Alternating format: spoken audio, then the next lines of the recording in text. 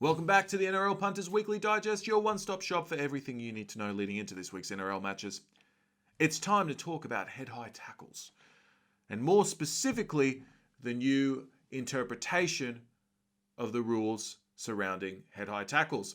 Now, unless you've been living under a rock or you just completely blocked out Magic Round, you would know that we had a plethora of sin binnings in round 10, aka Magic Round, and 3 send-offs.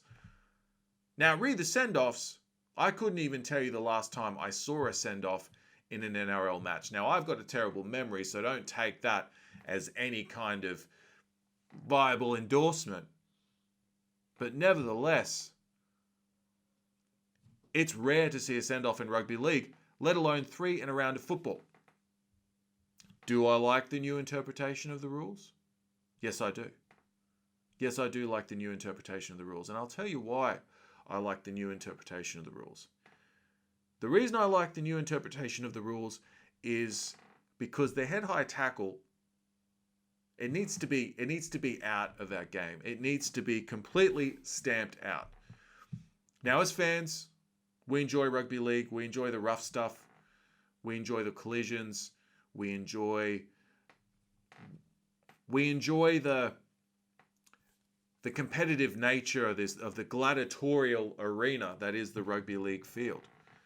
But at the end of the day, these players, when they retire, and not even just when they retire, when they're still playing and they have to go home to their friends and their families, and they have to nurse, already the injuries that they do that don't have anything to do with the head, the broken bones, the torn ligaments, the muscle aches, all that sort of stuff. To add to that, the possibility that their futures can be cut short as a result of negligence in the sport that they play, not just for the money, for themselves, for their family, for their friends, some to be able to help support their communities, but to entertain us. To think that their futures can be cut short is not acceptable. They are human beings at the end of the day. They're not just gladiators that are there for our entertainment. And I'm glad that the NRL has taken this stance. Am I a bit puzzled as to why they waited this round specifically? Was there some kind of PR motivation behind it? If it's Peter V'landys, guy's a genius. I wouldn't put it past him. Certainly got people talking about NRL and not AFL. That's always good, right? I mean, why didn't we bring this in at the start of the season is what I'd like to know. That's all I'd like to know. Now, it's true. Now, I was watching NRL 360 earlier today, or last night's episode earlier today, on my way to work.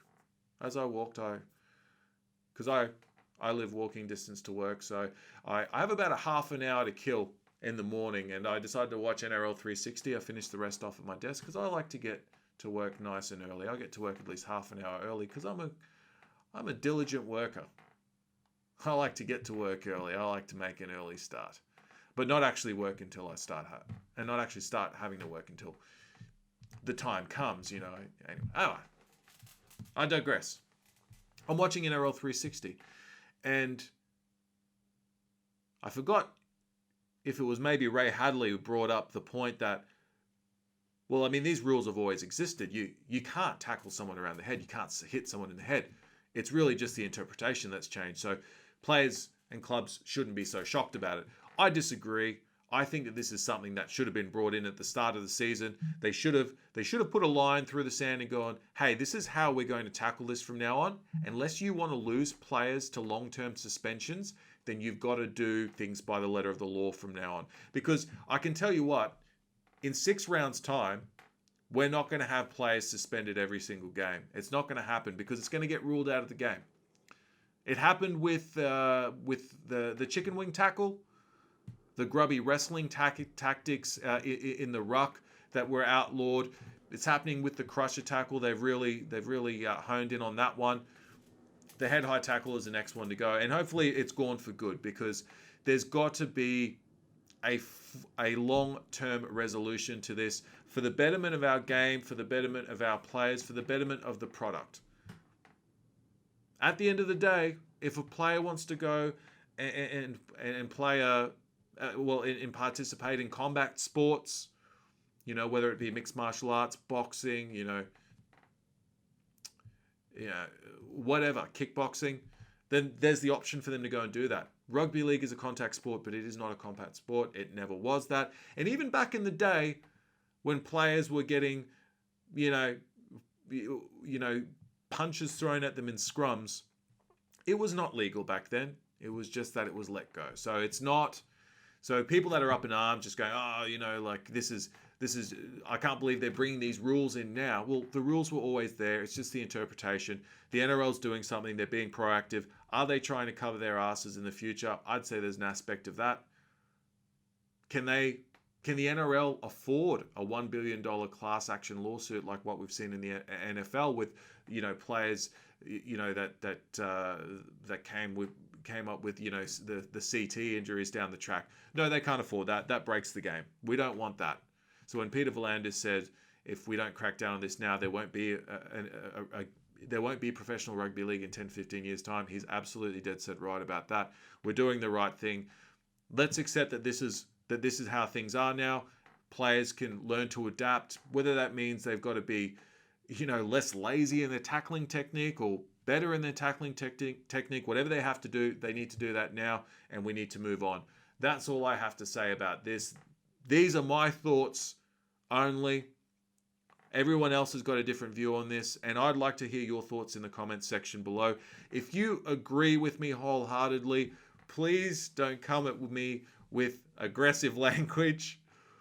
Please, I'm willing to hear anyone's point of view. I've been pretty lucky so far. Those who've commented on my videos have been pretty respectful. I've had one comment which wasn't so respectful, but you let it go. I'm pretty thick-skinned. Let me know your thoughts in a coherent, eloquent manner, and I'll be happy to debate with you. But I think for the most part, people would agree the head-high tackles have to go. And that's all. Look, that's all I've got to say about this particular topic here. As per usual, I'm going to plug myself. If you haven't subscribed to the channel, please do so. Turn on your notifications. And give me a like if you like this video. I really appreciate the feedback. I'll see you in the next video.